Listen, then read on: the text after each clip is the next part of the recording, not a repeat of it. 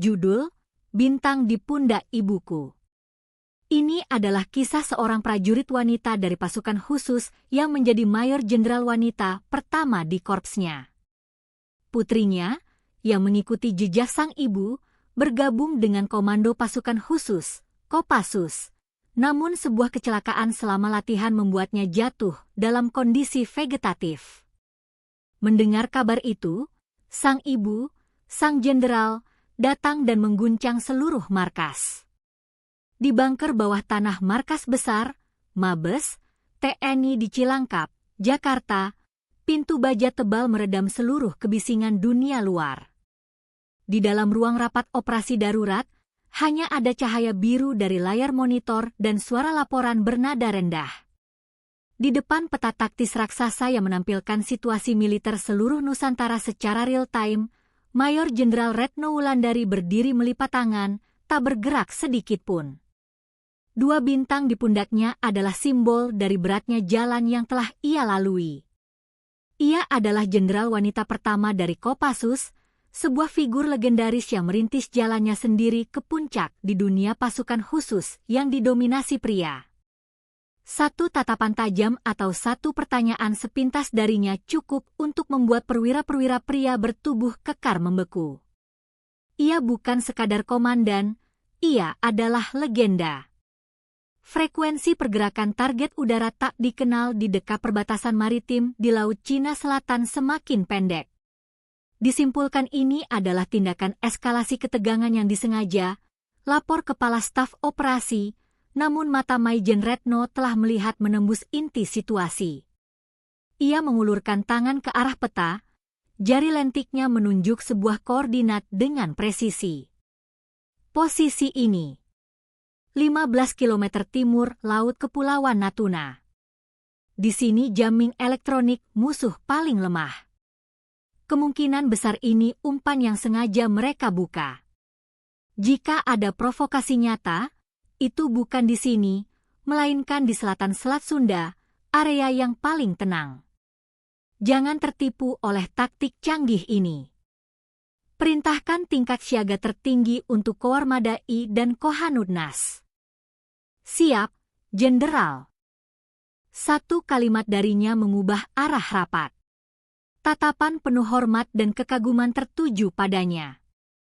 Tiba-tiba, seorang ajudan yang berdiri di sudut ruang rapat mendekat dengan hati-hati dan berbisik di telinganya. Biasanya, Maijen Retno tidak pernah mengizinkan interupsi pribadi saat rapat, tetapi ia merasakan ketegangan luar biasa di wajah ajudannya. Ada apa? Mohon maaf, Jenderal. Ada berita darurat. Ajudan itu menyodorkan sebuah pada militer terenkripsi. Di layar, hanya ada satu baris kalimat, laporan dari Pusdiklat Pasus Batu Jajar. Sersan 2 Indah Pertiwi jatuh saat latihan. Saat ini tidak sadarkan diri. Indah Pertiwi. Nama itu, lebih dari kode militer manapun, menusuk langsung ke jantung Retno. Putri satu-satunya. Dalam sekejap, semua suara di bunker lenyap. Peta taktis raksasa, para perwira yang bergerak cepat, dengung mesin di telinga, semuanya memudar menjadi latar belakang yang jauh. Dunia Retno seakan berhenti pada beberapa kata itu. Jatuh saat latihan. Tidak sadarkan diri. Kata-kata itu pecah lalu menyatu kembali, melumpuhkan logikanya. Indah adalah segalanya bagi Retno. Ia adalah perwujudan cinta keibuan yang harus Retno kesampingkan demi menjaga sikap dingin dan kehormatan seorang prajurit. Retno selalu merasa bersalah pada putrinya. Saat Indah membutuhkan pelukan ibu, ia berada di medan perang. Saat Indah merengek manja, ia berada dalam latihan yang keras. Mungkin karena itu, Indah selalu mengisi kekosongan ibunya dengan kekaguman. Sejak kecil, ia sudah memakai seragam tentara mainan dan bermain perang-perangan, mengatakan ia ingin menjadi prajurit sekuat ibunya. Akhirnya, Indah dengan sukarela menapaki jalan terberat yang pernah dilalui ibunya, Kopassus. Kebanggaan sekaligus kepedihan bagi Retno. Jenderal. Suara sang ajudan terdengar seperti gema dari kejauhan. Retno perlahan mengerjapkan mata. Waktu di sekelilingnya mulai berjalan kembali. Wajahnya tenang luar biasa. Kontrol diri yang ditempa selama puluhan tahun di medan perang dan situasi paling ekstrim menekan rasa duka dan syok. Namun, ia tidak bisa menyembunyikan ujung jarinya yang gemetar. Ia diam-diam meninggalkan ruang rapat, meninggalkan bisik-bisik para perwira di belakangnya. Ia memberi perintah singkat dan tegas kepada ajudannya. Siapkan helikopter. Tujuan, Batu Jajar. Tapi Jenderal, menurut peraturan saat ini, saya ingin ke tempat putri saya. Apa urusannya dengan peraturan? Laksanakan. Suara Retno mengandung tekad baja. Itu bukan sekadar kekhawatiran seorang ibu, itu adalah intuisi seorang veteran yang lebih tahu dari siapapun tentang intensitas dan bahaya latihan di unit itu. Dan firasat buruk yang dibawa oleh kata jatuh. Latihan panjat tebing dan infiltrasi di Kopassus dilakukan dengan peralatan keselamatan dan pengawasan terbaik di dunia. Kemungkinan jatuh hingga tidak sadarkan diri karena kesalahan biasa sangatlah kecil. Saat ia tiba di pangkalan udara Mabes TNI, sebuah helikopter Mi-17 hitam sudah siap dengan baling-baling berputar. Tanpa ragu, Retno melangkah masuk. Saat badan heli yang berat itu terangkat, pemandangan gemerlap Jakarta di malam hari terbentang di bawah kakinya. Ia telah melihat pemandangan ini berkali-kali, tapi malam ini, lampu-lampu kota hanya terasa dingin dan hampa. Getaran helikopter merambat ke seluruh tubuhnya, namun bukan hanya getaran mesin. Kenangan bersama putrinya 3 bulan lalu mengguncang batinnya seperti gempa. Bu, Indah juga akan masuk Kopassus seperti ibu. Indah akan jadi prajurit Kopassus terbaik di Indonesia. Kenangan suara lantang Indah saat hari kelulusan SMA. Saat itu, Retno tersenyum dan mengelus kepala putrinya, namun hatinya ingin menolak. Ia tahu betapa berat dan berbahayanya jalan yang ia lalui. Ia hanya ingin putrinya hidup normal dan aman. Tetapi saat melihat api yang sama persis di mata Indah, ia tak tega memadamkan mimpinya. Aku kan putri ibu. Latihan begini bukan apa-apa. Wajah bangga Indah dalam seragam lorengnya memberi hormat pada hari pelantikannya sebagai perwira. Hari itu, untuk pertama kalinya, Retno menangis di depan putrinya. Kenangan itu bagai belati yang menusuk jantungnya. Ini salahku. Aku yang membiarkannya menempuh jalan ini. Apakah keserakahanku, kekaguman putriku pada kehormatanku, yang mendorongnya ke jurang maut? Penyesalan dan menyalahkan diri sendiri datang bagai ombak hitam. Helikopter menembus kegelapan menuju selatan. Lampu-lampu dari arah Batu Jajar mulai terlihat. Di sanalah putrinya, dunianya, sedang runtuh. Retno menyandarkan keningnya ke jendela yang dingin dan memejamkan mata. Di dalam dirinya, badai amarah raksasa yang bisa menghancurkan segalanya mulai berpusar. Deru mesin helikopter terdengar seperti jeritan hatinya yang mencari kebenaran. Saat helikopter memasuki wilayah udara markas Kopassus, sebuah titik terang benderang terlihat di darat. Itu adalah lapangan latihan utama, jantung dari pasukan Baret Merah. Lampu sorot merobek kegelapan, menerangi helipad. Di sekelilingnya, para komandan unit berbaris rapi, terlihat jelas dari udara. Mi-17 itu seperti burung pemangsa raksasa, mendarat dengan embusan angin kencang. Begitu roda menyentuh tanah, Retno membuka pintu dan melangkah turun. Angin kencang dari baling-baling membuat ujung seragamnya berkibar, tetapi ia berjalan tegap tanpa goyah sedikit pun. Suara sepatu bot militernya yang menghantam aspal menggema di seluruh lapangan, seperti genderang hakim yang akan menjatuhkan vonis. Lapor. Komandan Pusdiklat Pasus, Kolonel Heru Santoso. Kolonel Heru memberi hormat dan menyambutnya. Wajahnya menunjukkan kebingungan dan ketegangan. Seorang mayor jenderal dari Mabes TNI datang sendiri dengan helikopter tanpa pemberitahuan adalah peristiwa yang belum pernah terjadi. Terlebih lagi, ia bukan hanya atasan. Ia adalah legenda yang dilahirkan unit ini dan ibu dari Sersan II Indah Pertiwi yang baru saja celaka. Retno hanya membalas seadanya, lalu langsung ke pokok permasalahan. Suaranya tegas dan dingin, cukup untuk menenggelamkan deru helikopter. "Di mana putri saya?" "Sedang ditangani di ruang kesehatan, Jenderal. Kami berencana memindahkannya ke RSPAD Gatot Subroto, tapi kondisinya terlalu kritis." "Tunjukkan jalan." Perkataan Retno adalah perintah. Kolonel Heru dan para perwira stafnya dengan wajah kaku mengikuti di belakangnya. Para prajurit dari kejauhan menahan napas menyaksikan rombongan itu yang memancarkan aura sedingin es. Kebanggaan dan semangat yang biasanya menyelimuti markas seakan lenyap, hanya menyisakan keheningan yang berat. Ruang kesehatan adalah sebuah bangunan kecil satu lantai di sudut markas. Begitu pintu dibuka, bau desinfektan menyengat hidung. Dan di tengah ruangan, di atas sebuah ranjang, sesosok tubuh kecil seperti boneka dikelilingi peralatan medis, bernapas lemah melalui masker oksigen. Itu Indah, putrinya. Langkah Retno terhenti. Ia telah menyaksikan kematian dan luka yang tak terhitung jumlahnya di medan perang, tapi tidak ada pemandangan yang setragis ini. Baru beberapa hari yang lalu, Indah melakukan video call sambil tertawa ceria. "Bu, setelah latihan ini Indah dapat cuti. Nanti belikan makanan enak ya." Sekarang, Indah terbaring di sana, tak bergerak, mata terpejam, wajah pucat pasi. Ia perlahan mendekati ranjang.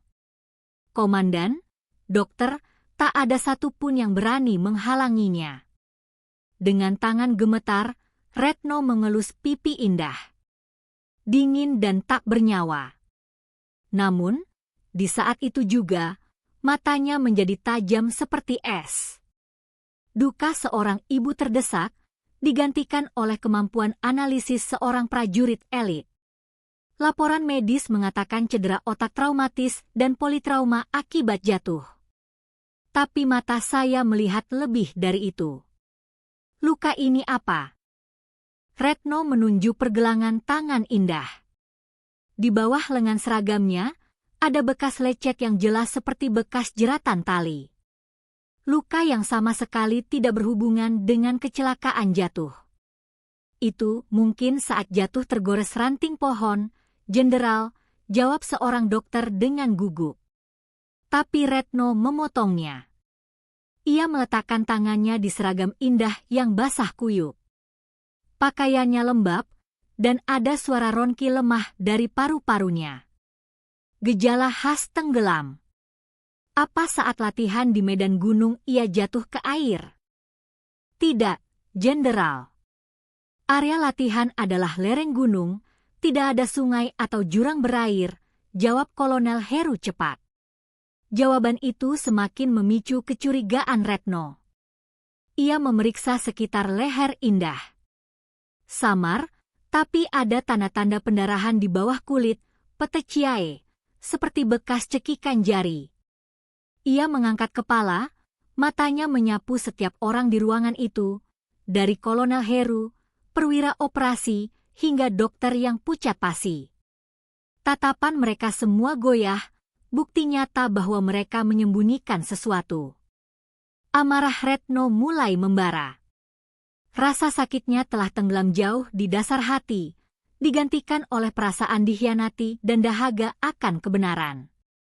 Ia memiliki firasat bahwa putrinya bukan korban kecelakaan biasa, melainkan sebuah tindakan yang disengaja. bahwa di dalam benteng baja ini, kejahatan paling keji dan pengecut telah terjadi. Retno mengelus pipi indah untuk terakhir kalinya, lalu berdiri. Ia berbalik menghadap Kolonel Heru.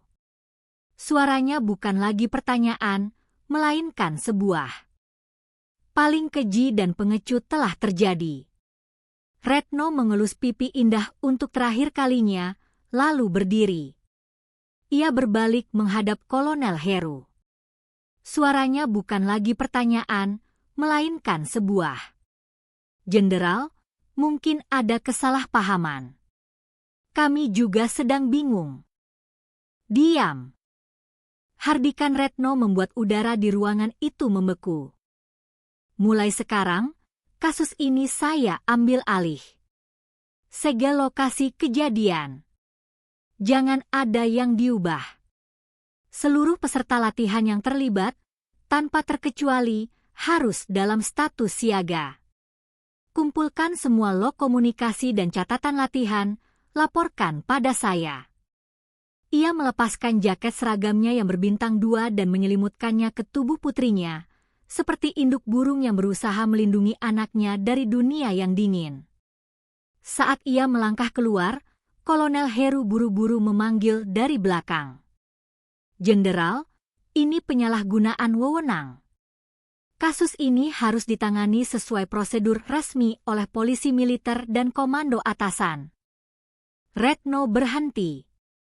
Ia perlahan berbalik. Matanya bukan lagi mata seorang jenderal. Itu adalah mata seekor induk binatang buas yang telah kehilangan segalanya. Putri saya terbaring di sana, dan Anda bicara soal prosedur? Sebelum saya temukan dan saya cabik-cabik orang yang membuat putri saya seperti ini, menyingkir dari hadapan saya. Suaranya sedingin es dari neraka. Kolonel Heru tanpa sadar mundur selangkah. Tak seorang pun di unit itu bisa menghentikan sang legenda yang telah bangkit dalam amarahnya. Di benteng baja bernama Kopassus, sebuah retakan raksasa telah mulai terbentuk oleh murka seorang ibu. Keesokan paginya, markas Kopassus diselimuti ketegangan mencekam, seperti kota di bawah darurat militer. Atas perintah Maijen Retno Wulandari, tim medis terbaik dari RSPAD Gatot Subroto didatangkan, dan Indah dipindahkan dengan helikopter ambulans khusus. Bersamaan dengan itu, tim investigasi polisi militer pilihan Retno dari Mabes TNI tiba di markas. Retno mengubah ruang kerja komandan menjadi pos komando sementara. Ia tidak tidur sedetik pun semalaman. Setiap kali memikirkan ranjang kosong yang ditinggalkan putrinya, hatinya seperti diremas. Tapi ia menggunakan logikanya untuk menahan rasa sakit. Sekarang bukan waktunya menangis. Kebenaran harus ditemukan. Kepala tim investigasi adalah Mayor Bima Prakoso, seseorang yang sudah Retno perhatikan sejak di Korps Baret Merah. Ia adalah seorang penganut prinsip, tanpa kompromi, dan investigator ulung dengan insting tajam. Lapor, Jenderal.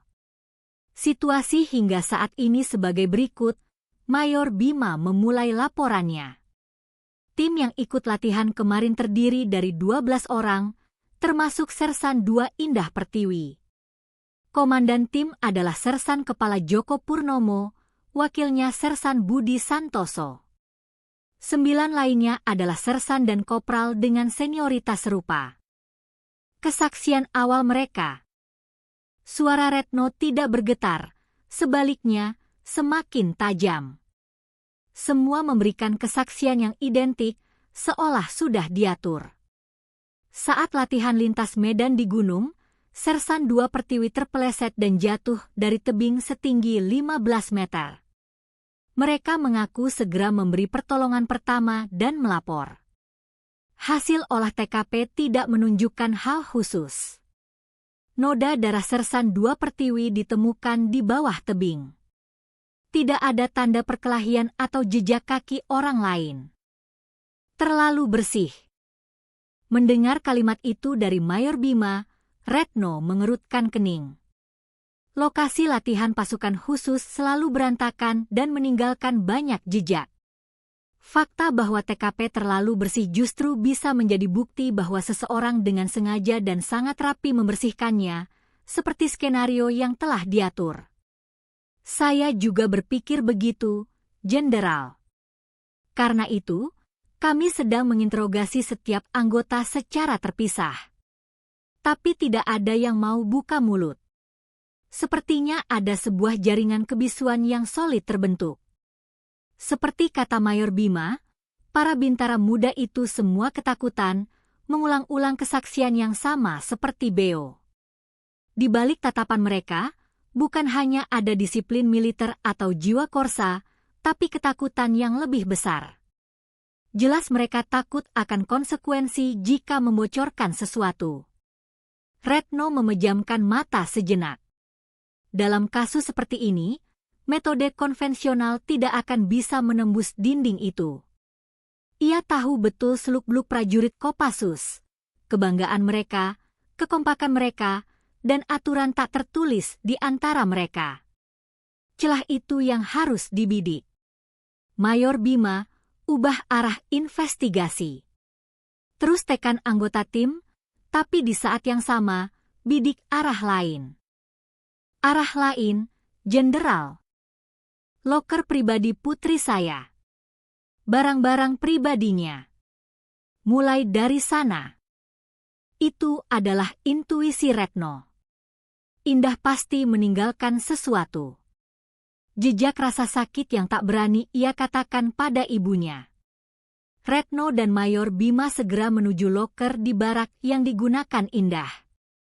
Seragam terlipat rapi, beberapa buku militer, dan sebuah foto keluarga.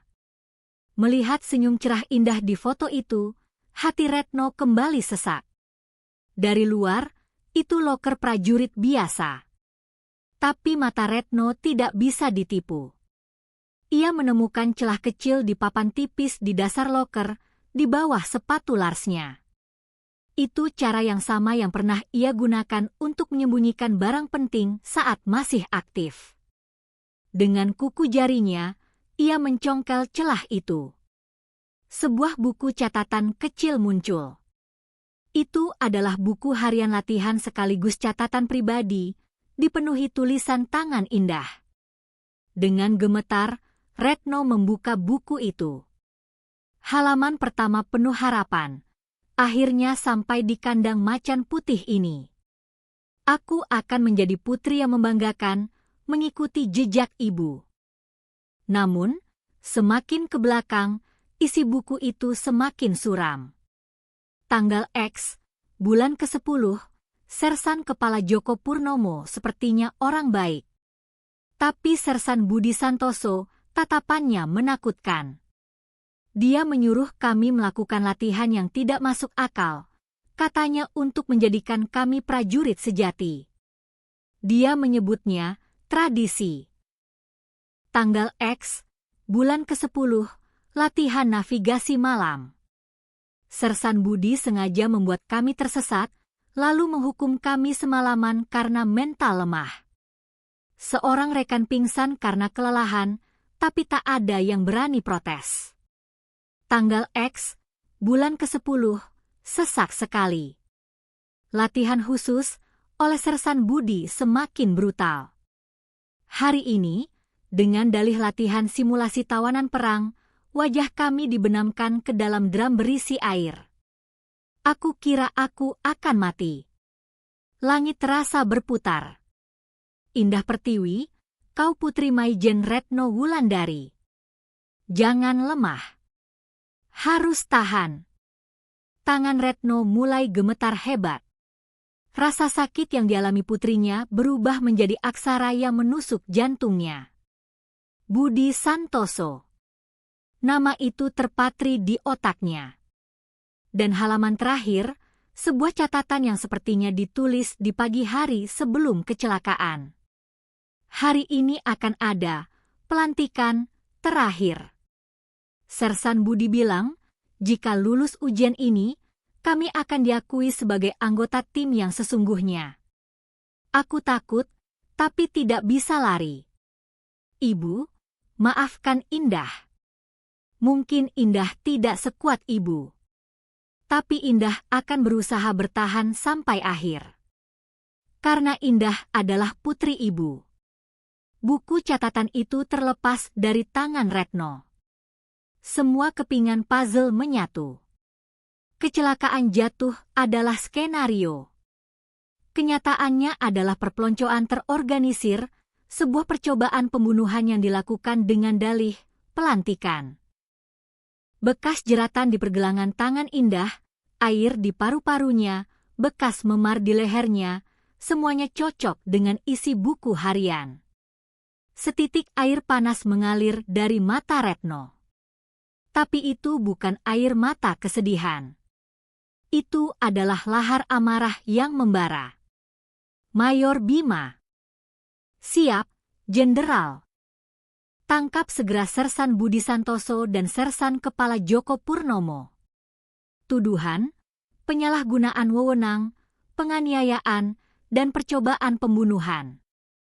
Tapi Jenderal, kita belum punya bukti fisik.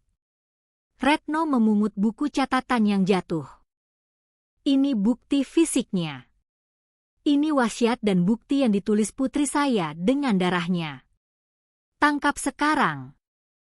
Suaranya mengandung kepastian mutlak yang tidak memungkinkan bantahan. Mayor Bima Prakoso menegakkan badan dan memberi hormat. Siap, laksanakan. Retakan pertama di jaring kebisuan telah muncul. Sekarang, Retno siap merobek retakan itu dan mengguncang seluruh benteng raksasa ini dari akarnya. Perjuangannya untuk putrinya dan untuk kebenaran baru saja dimulai. Di ruang interogasi sementara, sebuah ruangan suram tanpa hiasan, Sersan Budi Santoso duduk dengan angkuh, kedua tangannya terborgol di depan. Wajahnya tidak menunjukkan penyesalan, malah seulas senyum sinis tersungging di bibirnya. Maijen Retno duduk di hadapannya, menatap tajam. Sersan Budi Santoso. Apa yang kau lakukan pada putriku? Katakan dengan mulutmu sendiri. Budi terkekeh. Jenderal, ucapan Anda berlebihan. Saya hanya melatih para junior agar lebih tangguh. Sersan 2 Pertiwi mentalnya lemah, makanya terjadi insiden yang disayangkan. Itu bukan tanggung jawab saya. Sikap kurang ajarnya membuat Mayor Bima tak tahan dan menggebrak meja. Bajingan ini. Belum sadar juga? Semua tindakan kekerasanmu dengan dalih, latihan khusus, sudah tercatat di buku harian Sersan 2 Pertiwi. Buku harian? Oh, itu, Budi mengangkat bahu, seolah sudah menduga. Paling dia mengarang novel. Anak-anak zaman sekarang lemah. Dilatih keras sedikit saja sudah melebih-lebihkan. Apalagi statusnya sebagai putri seorang jenderal, pasti tekanannya lebih besar. Mungkin dia biasa hidup dimanja. Saat itu, Retno mengangkat tangan, menghentikan Mayor Bima. Kemarahan hanya akan mengaburkan akal. Manusia seperti Budi Santoso tidak akan takluk oleh tekanan emosional. Untuk menjatuhkannya, diperlukan metode yang lebih dingin dan kejam. Retno berdiri, perlahan mendekati Budi Santoso. Ia berbisik di telinganya, cukup pelan untuk didengar olehnya sendiri. Benar, putriku mungkin sekuntum bunga yang dimanjakan. Tapi aku tidak. Suaranya mengandung hawa membunuh yang dingin, jauh melampaui ancaman biasa. Aku sudah melihat sampah sepertimu hancur berkeping-keping. Kau tahu apa yang lebih mengerikan dari latihan Kopassus? Perang psikologis. Aku akan menghancurkan mentalmu, membuatmu meragukan semua yang kau yakini, dan akhirnya runtuh dengan sendirinya. Retno menatap lurus ke matanya. Rekan-rekanmu, jaringan kebisuan yang kau percaya itu, apa mereka akan melindungimu sampai akhir? Bagaimana jika aku tawarkan mereka kesepakatan manis? bahwa dalang utamanya hanya Budi Santoso, sisanya hanya dipaksa ikut. Jika mengaku sekarang, akan ada keringanan hukuman. Bagaimana menurutmu? Untuk pertama kalinya, senyum di bibir Budi Santoso lenyap. Pupil matanya sedikit bergetar. Retno tidak melewatkan retakan itu. Dan atasan yang berdiri di belakangmu itu. Apa dia akan mempertaruhkan seluruh karir militernya hanya untukmu? Pernah dengar istilah kambing hitam? Kau akan dibuang. Entah kau membusuk seumur hidup di penjara militer atau dipecat dengan tidak hormat dan hidup sebagai pecundang di luar, tidak akan ada yang peduli. Retno kembali duduk dan melancarkan pukulan terakhir. Pilihlah. Mengaku di sini dan bayar dosamu, atau keras kepala sampai akhir, dibuang oleh rekan dan organisasimu, menanggung semua kesalahan sendirian, dan hancur sehina-hinanya.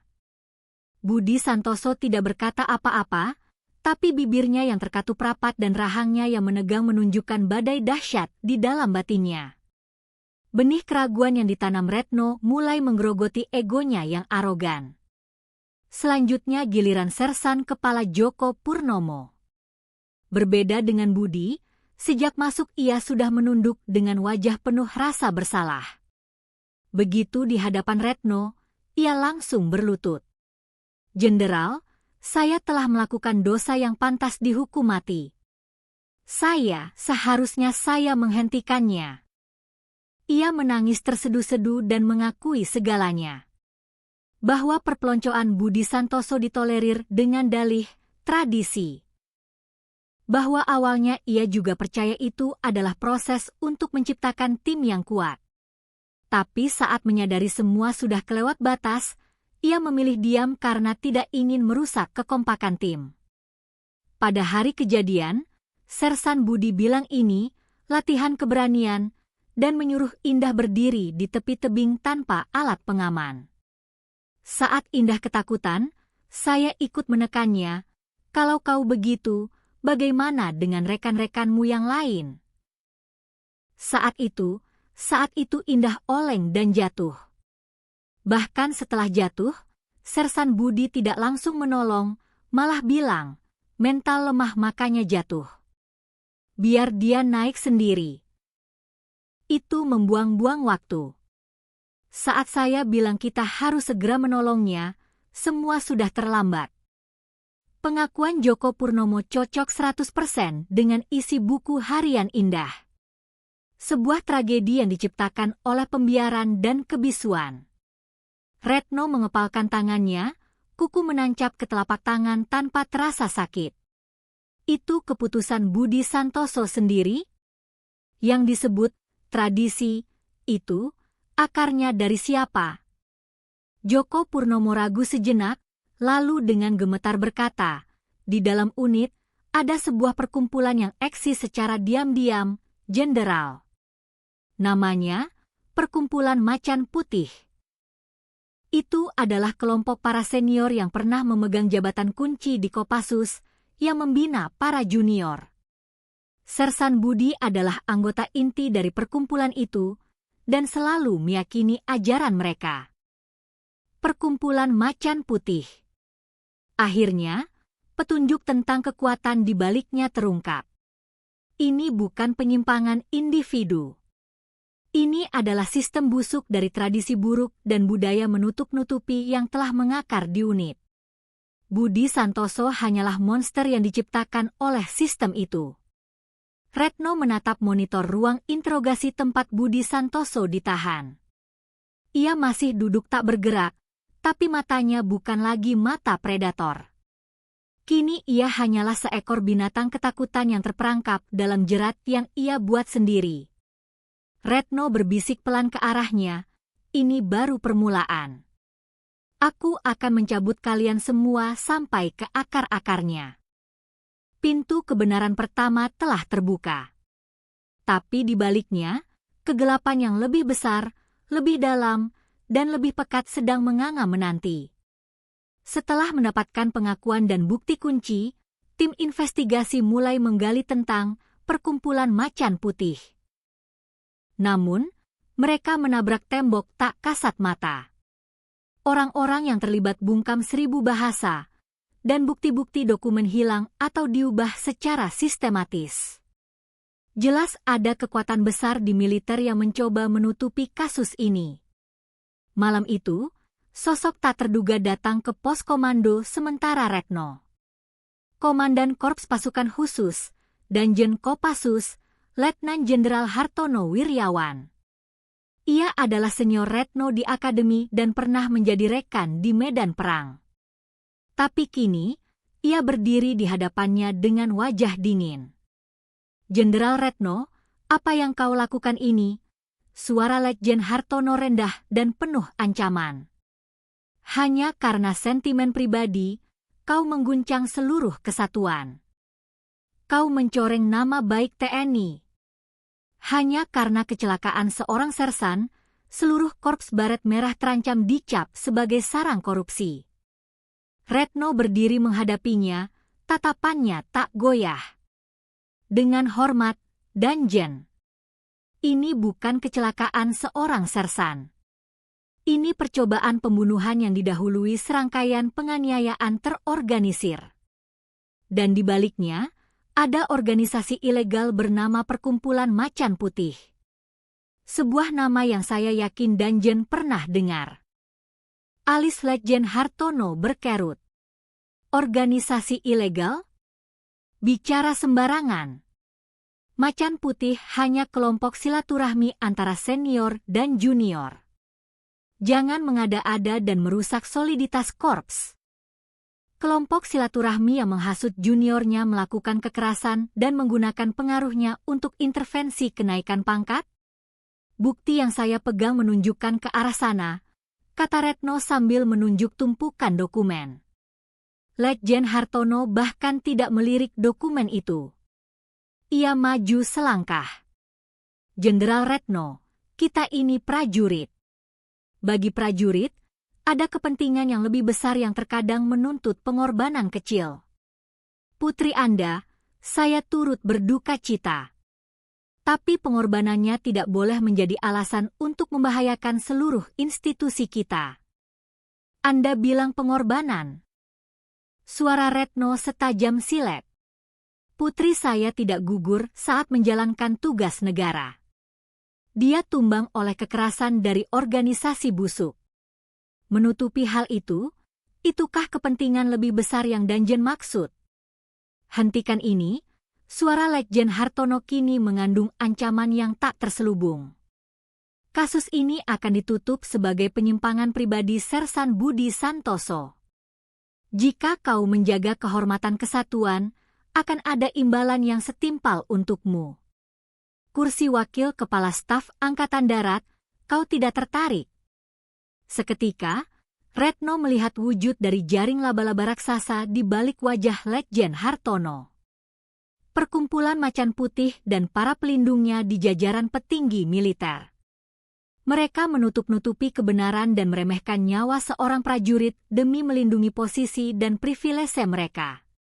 Dan di puncak jaring itu, adalah Danjen Kopassus yang berdiri di hadapannya. Retno tertawa getir. "Danjen, Anda tahu kenapa saya menjadi prajurit? Untuk menjaga kehormatan seragam ini. Dan sekarang Anda meminta saya untuk mengotorinya? Anda meminta saya menukar kehormatan saya dengan nyawa putri saya." Ia mengambil bintang maijennya di atas meja. "Apakah Anda pikir berat bintang-bintang ini lebih ringan dari nyawa putri saya?" Mata keduanya beradu di udara, bagai percikan api. Dialog telah usai. "Kau akan menyesal," kata Letjen Hartono dingin, lalu pergi. Saat pintu tertutup, Retno terduduk lemas. Tembok yang dihadapinya jauh lebih tinggi dan kokoh dari dugaannya. Ini bukan lagi sekadar investigasi. Ini adalah perang melawan seluruh institusi TNI. Saat itu, Mayor Bima mendekat dengan hati-hati. Di tangannya ada sebuah USB kecil. "Jenderal, Ini akan jadi pertarungan yang sulit. Saya tahu. Tapi kami percaya pada Jenderal. Dan Jenderal tidak sendirian. Mayor Bima menyerahkan USB itu. Ini file tambahan dari Sersan Kepala Joko Purnomo. Kemungkinan berisi daftar anggota internal Macan Putih dan buku kas mereka. Mata Retno berbinar. Ia menerima USB itu. Mungkin inilah pisau paling tajam untuk memutus jaring laba-laba raksasa ini. Ia kembali berdiri, tekad baru membara di matanya. Baiklah. Waktunya mengobarkan perang. Di ruang ICU RSPAD Gatot Subroto, Indah terbaring seperti boneka porselen. Setiap malam, Retno datang, melepaskan seragamnya, dan duduk di samping putrinya. Ia bercerita seolah Indah mendengarkan. Tentang si brengsek Budi Santoso, tentang pengakuan Joko Purnomo, tentang ancaman Letjen Hartono, dan tentang perkumpulan Macan Putih. Ini seperti jaring laba-laba raksasa, Endah. Terkadang ibu juga merasa buntu. Tapi ibu tidak akan menyerah. Kau dulu bilang kan, karena kau putri ibu, kau akan bertahan. Sekarang giliran ibu yang bertahan, untukmu dan untuk putra-putri lain seperti dirimu. Ia menempelkan tangan Indah ke pipinya, berharap merasakan sedikit kehangatan. Saat itulah, sebuah keajaiban terjadi. Jari Indah, yang menempel di pipi Retno, bergerak sedikit. Sangat kecil, nyaris tak terasa. Retno menahan napas. Apa aku salah rasa? Ia menatap lekat jari Indah. Sekali lagi, lebih jelas, jari kelingking Indah bergerak, menggores pipinya. Bersamaan dengan itu, kelopak mata Indah berkedut. Indah! Retno tanpa sadar berteriak. Ia memanggil dokter. Tim medis datang, tapi tidak ada perubahan signifikan pada gelombang otak atau tanda vital lainnya. Dokter mengatakan itu hanya kejang otot biasa. Tapi Retno tahu. Itu bukan kejang otot. Itu adalah sinyal putus asa yang dikirimkan putrinya dari kegelapan koma. Putrinya merespons suaranya. Merespons perjuangannya. Iya, kau mendengarku, Nak. Kau mendengar semuanya. Retno menangis sambil tertawa.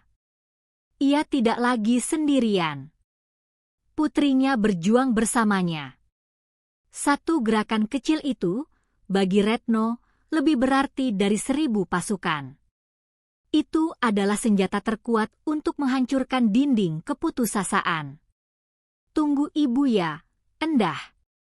Ibu akan mengakhiri neraka ini, dan pasti akan membuatmu tersenyum lagi.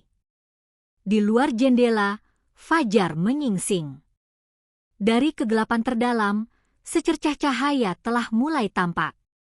Sinyal lemah dari putrinya menyalakan kembali api di hati Retno.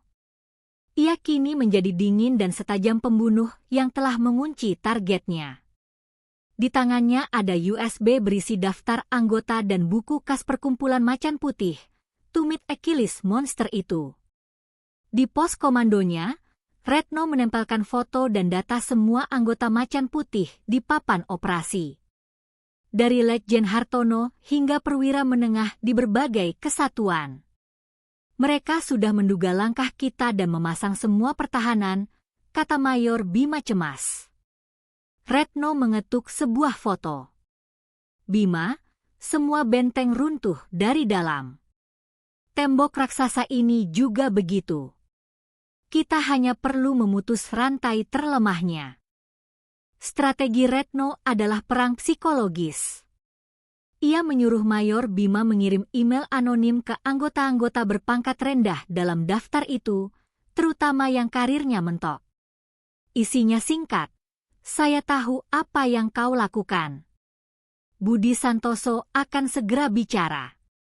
Jika ingin selamat, bertindaklah lebih dulu. Benar saja, kepanikan dan saling curiga mulai menyebar. Beberapa hari kemudian, telepon pengaduan pertama masuk. Lalu disusul yang lain. Mereka mulai menjual rekan mereka untuk menyelamatkan diri. Tembok raksasa itu mulai runtuh dari dalam. Tapi Retno tahu itu tidak cukup. Ia butuh kekuatan dari luar. Ia menelepon seorang kenalan lama, jurnalis investigasi senior, Ahmad Subagio. Mas Ahmad, ini Retno Wulandari.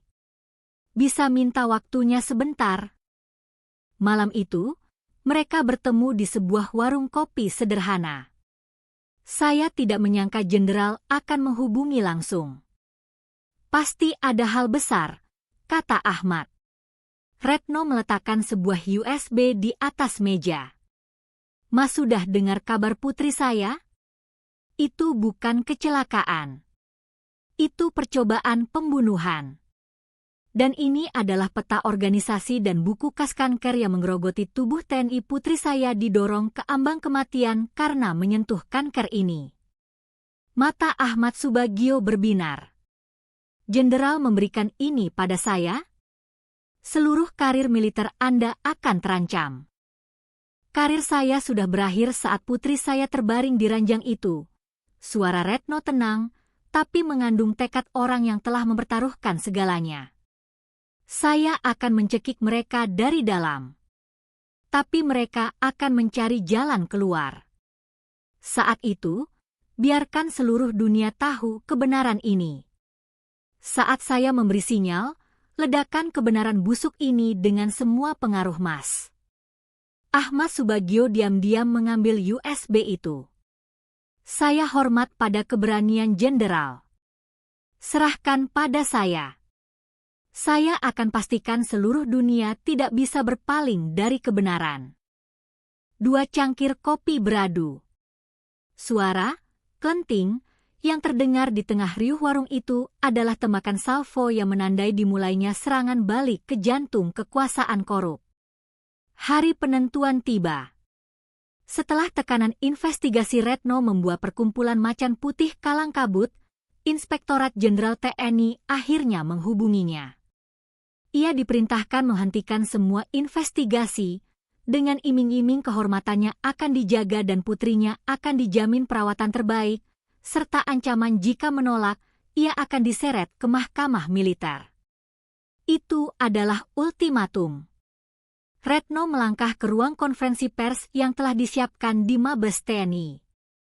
Ia mendorong naskah pidato yang sudah disiapkan, berdiri di depan mikrofon, dan memejamkan mata sejenak. Bayangan indah dan wajah Ahmad Subagio melintas.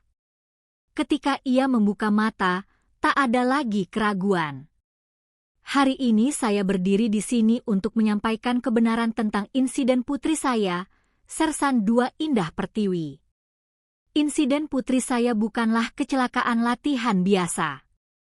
Ini adalah percobaan pembunuhan yang terjadi setelah serangkaian penganiayaan terorganisir yang didalangi oleh organisasi ilegal di dalam tubuh TNI bernama Perkumpulan Macan Putih. Seketika ruangan gempar. Para petinggi TNI di belakangnya pucat pasi, mencoba menghentikannya, tapi suara Retno semakin lantang. Ia mengeluarkan buku harian indah yang bernoda darah. Ini catatan yang ditinggalkan putri saya dengan nyawanya. Saya mencoba mengungkap kebenaran, tapi pimpinan militer mencoba menutupinya. Danjen Kopassus bahkan menawari saya kursi Wakasat sebagai ganti nyawa putri saya dan mengancam saya. Para wartawan terperangah. Ini bukan sekadar pengungkapan korupsi, ini deklarasi perang terhadap seluruh elit militer. Retno memberi isyarat mata pada Ahmad Subagio. Seketika, di situs berita tempat Ahmad bekerja, sebuah artikel meledak dengan judul eksklusif, Maijen Retno Wulandari bongkar daftar anggota buku kas korupsi Perkumpulan Macan Putih. Retno menatap lurus ke kamera. Saya memohon kepada seluruh rakyat Indonesia. Tolong berikan keadilan bagi putri saya, dan bagi putra-putri lain yang telah gugur dalam diam. Mari kita berjuang bersama agar pertahanan negara ini dipercayakan pada prajurit sejati yang mengenal kehormatan, bukan segelintir elit korup. Konferensi pers berakhir dalam kekacauan. Retno digiring oleh polisi militer, namun ia berjalan tegap. Ia telah melempar semua yang ia miliki untuk menyalakan api kebenaran. Kini, bola panas bukan lagi di tangannya, melainkan di tangan seluruh dunia. Konferensi pers itu mengguncang seluruh Indonesia. Kemarahan publik meledak. Presiden akhirnya turun tangan, mengumumkan reformasi total di tubuh TNI, mencopot Panglima TNI dan Kasat, dan membentuk tim investigasi gabungan independen. Letjen Hartono Wiryawan adalah yang pertama ditangkap. Anggota Macan Putih lainnya dipanggil satu persatu, dan jaringan kebisuan itu hancur berkeping-keping. Sersan Budi Santoso akhirnya mengakui segalanya. Retno Wulandari sendiri berada di pusat badai. Ia dinonaktifkan dari jabatannya dan menjadi tahanan rumah, menunggu mahkamah militer. Suatu sore, Mayor Bima datang. Jenderal, ada kabar dari RSPAD. Ia menunjukkan tablet. Di layar, grafik gelombang otak indah yang tadinya nyaris lurus, kini menunjukkan riak-riak kecil yang jelas. Sejak hari konferensi pers, aktivitas otak Sersan II Pertiwi mulai aktif secara signifikan. Tim medis bilang ini fenomena yang sangat menggembirakan. Tangan Retno gemetar mengelus layar. Indah mendengarnya. Perjuangan ibunya. Dari dalam kegelapan, ia merasakannya. Air mata hangat membasahi pipinya, menghapus semua penyesalan dan ketakutan. Waktu berlalu. Tibalah hari persidangan di Mahkamah Militer Pusat. Terdakwa, Retno Wulandari. Di luar gedung, ribuan orang berkumpul, sebagian mendukung, sebagian menuntutnya dihukum berat. Di ruang sidang, Retno berdiri tegak tanpa lencana pangkatnya. Jaksa militer mendakwanya sebagai pembangkang yang telah mencoreng kehormatan TNI demi dendam pribadi. Namun, pengacaranya menghadirkan para mantan anggota Macan Putih sebagai saksi. Apakah tanpa tindakan Jenderal Retno, borok ini akan terungkap? Tanya pengacara. Tidak akan pernah, jawab Sersan Kepala Joko Purnomo. Kami adalah bagian dari sistem kebisuan. Jika Jenderal tidak mendobrak dinding itu, kami akan hidup dalam dosa selamanya. Pengacara menutup argumennya, hukum terkadang perlu melihat hati nurani yang panas di balik pasal-pasal yang dingin. Terdakwa memang mematahkan pedangnya sebagai prajurit. Tapi dengan pedang yang patah itu, ia memotongkan karya menggerogoti TNI. Apakah itu kejahatan yang pantas dihukum? Atau keberanian seorang prajurit sejati? Seluruh persidangan disiarkan langsung. Di sebuah kamar di RSPAD, seorang gadis di kursi roda menyaksikannya sambil tak henti menangis.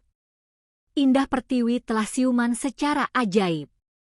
Ia melihat ibunya yang berjuang sendirian. Ibu, bisiknya lirih.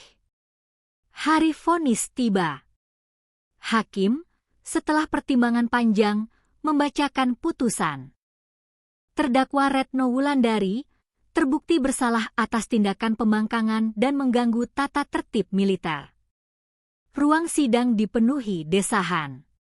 Namun, lanjut hakim, mengingat tindakan terdakwa telah menghasilkan pembersihan borok menahun di tubuh TNI, mendapat simpati luas dari masyarakat, dan nilai yang ingin dilindungi terdakwa sejalan dengan kepentingan publik, maka pengadilan memutuskan menjatuhkan hukuman percobaan kepada terdakwa dan mengizinkannya untuk pensiun dengan hormat. Hukuman percobaan. Sebuah vonis yang nyaris berarti tidak bersalah. Saat melangkah keluar dari ruang sidang, di tengah kilatan kamera, Retno menatap langit. 2 bintang di pundaknya telah hilang, tapi hatinya terasa ringan. Tempat yang ia tuju adalah rumah sakit. Membuka pintu kamar, Indah sudah menunggunya di kursi roda. Tanpa kata, ibu dan anak itu berpelukan dan menangis. Tak perlu permintaan maaf atau ucapan terima kasih. Hanya kehangatan satu sama lain yang menyembuhkan semua luka. Beberapa tahun berlalu. TNI telah melalui reformasi besar-besaran. Retno Wulandari kini hidup sebagai warga biasa, memimpin sebuah LSM yang bergerak di bidang hak asasi manusia di lingkungan militer. Indah Pertiwi, setelah pulih total, tidak kembali ke militer. Ia menemukan mimpi baru, menjadi psikolog klinis yang berspesialisasi dalam trauma prajurit. Suatu sore yang cerah, Retno dan Indah mengunjungi Museum Satria Mandala di Jakarta. Ibu menyesal, tanya Indah hati-hati. Bintang-bintang itu adalah segalanya bagi ibu. Retno merangkul putrinya dan tersenyum. Menyesal? Tentu ada kalanya ibu merindukannya. Tapi, Endah, ibu tidak kehilangan bintang-bintang itu.